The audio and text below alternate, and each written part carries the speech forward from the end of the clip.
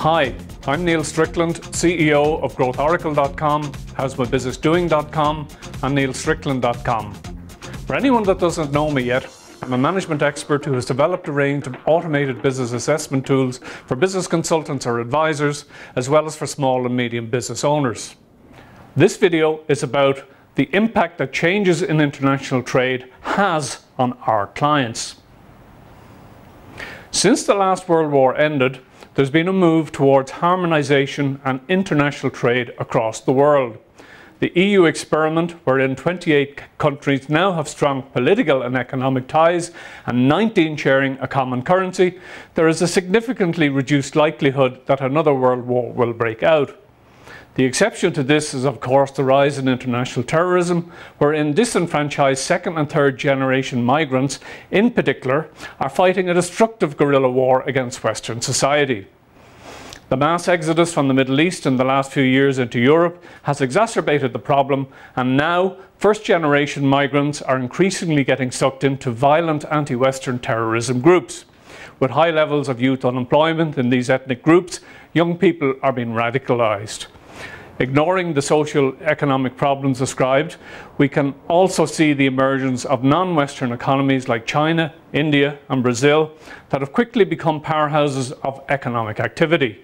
With the end of the Cold War, we've also seen former communist countries adopting democratic capitalism and joining the European Union.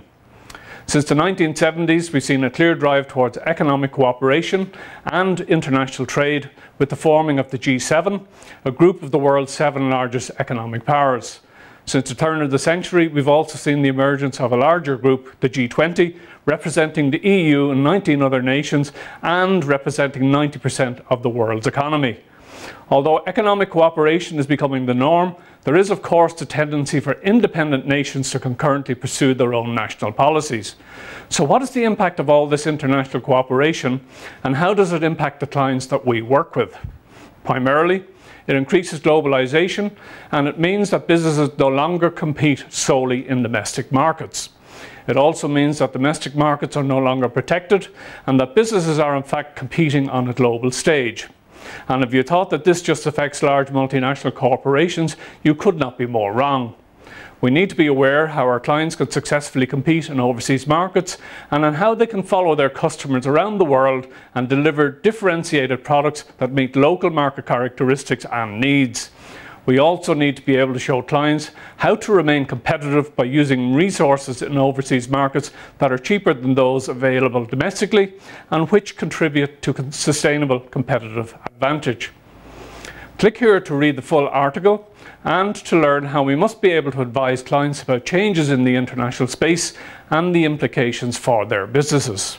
Why not also subscribe to the blog so that you can automatically receive free weekly tips and updates from me on issues affecting business consultants, advisors and coaches. Every subscriber will get a free copy of my ebook about how to carry out a health check on a client's business.